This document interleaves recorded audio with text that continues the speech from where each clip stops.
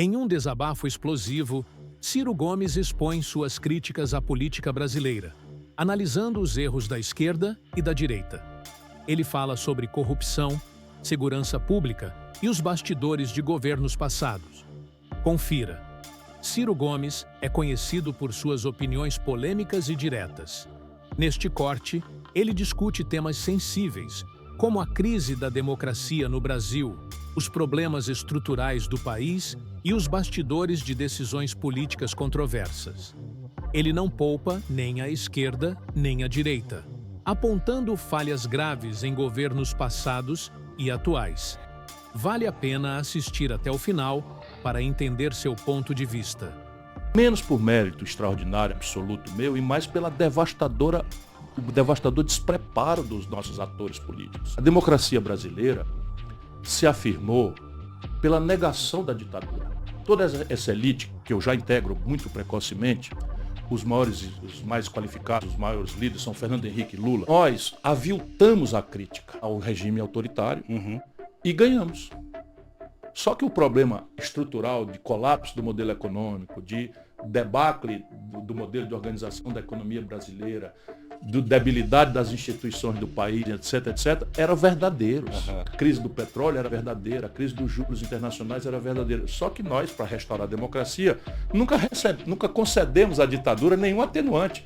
É mais ou menos agora. O Lula pode fazer o que quiser, inclusive roubalheira, escandalosa, assinar uma medida provisória para criar um favor bilionário para os irmãos Batista, e a gente não pode forçar a mão, porque senão o Bolsonaro vá para caixa prego. Sim. Eu tô noutra. Eu não voto nem Lula, nem Bolsonaro, nem Cavacatus. Como eleitor, o candidato não quero mais ser, o que me dá uma grande liberdade para falar o que eu quero falar. Então, rapaz, quando a gente avilta os problemas, assume a democracia brasileira fracassou. Emerge, por exemplo, o problema da segurança pública mais grave da história do Brasil. Não se fez uma inovação institucional. Tomou sede no Brasil facção criminosa, milícia, narcotráfico, evoluindo para... Eles são organizadíssimos. Evoluindo política, evoluindo para lavagem de dinheiro, para conexão com o judiciário e Ministério Público. E a democracia brasileira, aparvalhada estava. Sabe qual foi a única iniciativa? O Lula, rendido a uma mistificação que já caiu em desuso nos Estados Unidos, pôs em vigor entre nós a tal lei antidrogas, a guerra antidrogas. Nós tínhamos menos de 300 mil pessoas apenadas. Hoje temos 1 milhão. 1 milhão de condenados à cadeia. 700 mil jovens negros e povos da periferia que foram presos sem cometer nenhuma violência como o primeiro ato, presos por tal história de microtráfico de droga, aviãozinho de droga, ou meros usuários. E julgamento, né? Não, isso eu estou falando só de condenados. Veja bem. Só de 1 milhão. Só que no dia que um garoto desse, que nunca entrou em violência, entra no presídio, ele vira um soldado da facção ou vai ser morto. Isto foi produto da esquerda brasileira.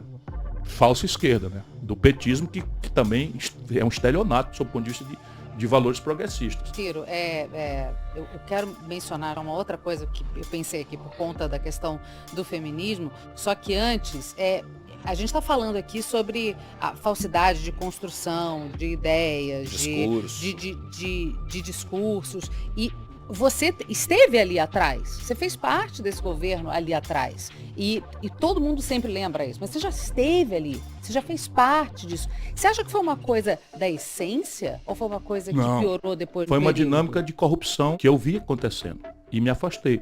Deixa eu lhe dizer, eu tenho uma atitude pessoal de cooperação. Por mais que eu tenha ganho imagem de irracível, temperamental, essa elite que me chama de temperamental elegeu o Collor e o Bolsonaro. As organizações Globo elegeram o Collor e o Bolsonaro. E deram vazão a essa história de que eu sou temperamental, que eu sou pavio curto e tal. Então, sabe, eu liguei o F pontinho, pra não dizer foda-se, né? Senão, não é com você. Aqui pode, mas aqui pode. É muita hipocrisia demais. Agora, repare, eu, lá atrás, ajudei o Tancredo Neves no colégio eleitoral. Sabe o que era o colégio eleitoral? Era um expediente picareta da ditadura para fazer, para inglês ver, um arremedo de não ditadura no Brasil. Então os presidentes, os ditadores, não eram ditadores que o exército mandava, não, que era de fato. O exército lá indicava e o colégio eleitoral, que era o Congresso Nacional, mais delegados das assembleias, não sei o que e tal, votavam e eles escolhiam. Então escolhiam o presidente da República. Ok e tal. Pois bem, o Tancredo Neves, percebendo uma fissura que foi produzida pelo Maluf, o Maluf percebeu pelo lado da direita a decadência da ditadura e resolveu subornar o colégio eleitoral contra o coronel Andreasa, indicado pela ditadura. E o Tancredo viu, naquela fissura, um caminho para precipitar o fim da ditadura por cima, negociando com Aureliano Chaves, negociando com comandantes militares. E eu já era jovem deputado. É isso, falar, você já estava ali. Eu já era jovem deputado. E o PT ficou contra. O PT foi contra o Tancredo Neves. O Lula ficou contra o Tancredo Neves. O Lula expulsou a Beth Mendes e o Ayrton Soares, que são daqui de São Paulo, porque votaram no Tancredo. Pelo Lula, a ditadura continuava, o Maluf tinha sido o presidente do Brasil, para ele continuar simplificando a crítica dele, como até hoje faz. Real também, né? Eu estava ali. Sim. O governador do Ceará, mais popular do Brasil, foi chamado, porque o Rico Lula deu com a língua no dente, caiu. Eu tinha ajudado a formular o real, na parte da equipe, estou contando isso na newsletter, eu vou escrever um livro esse ano, para documentar essa grande picaretagem também que se foi malversada a história do Brasil. Pois bem, o Lula ficou contra o Plano Real. Eu cooperei, fui lá correr o risco. Sim. Meus auxiliares, meu pai, Tasso, eles dizem assim, você não está nem louco de aceitar ser ministro. Porque se der certo, não foi você que fez. E se der errado, vão botar a culpa em você. Eu disse, tá, mas o país está me chamando, eu tenho que ir. Renunciei ao governo do Ceará, me joguei na luta e tal. Só assim. Fui candidato a presidente da República. Claro, votei no Lula no segundo turno, porque considerava o menos ruim naquela ocasião. Eu fui candidato, nunca fui do PT. Votei porque achava o menos ruim, sabia que o Serra seria um desastre e tal. Aí o Lula insiste dramaticamente para eu ser ministro. Eu estava em Cuba, de férias. Vai para Cuba. Eu já estava em Cuba de férias, né? De férias, e ele me chama, pelo amor de Deus, que precisa, que não sei o quê, que o país, isso, que se eu fosse presidente, ele certamente seria chamado para ajudar, o que eu sei que ele não faria e tal. Eu impus a ele a condição de fazer o Projeto São Francisco para entrar no governo e fui. Então cooperei com ele e tal. Mas quando chegou no segundo mandato, eu já tinha visto o mensalão. Eu ajudei muito a esconjurar o que era um golpe de Estado para derrubar o Lula. E fui eu que botei a cabeça no laço. O petezada afrouxou toda. Como na Dilma, no impedimento da Dilma, vá ver a história. O Ceará é o único estado brasileiro que dá 2/3 dos votos contra o impeachment. Sim. Um governo trágico. Sim. Desastrado, como o da Dilma. Sim. Pior governo da história brasileira, talvez rivalizando aí com o Collor. Do ponto de vista de número, é o pior.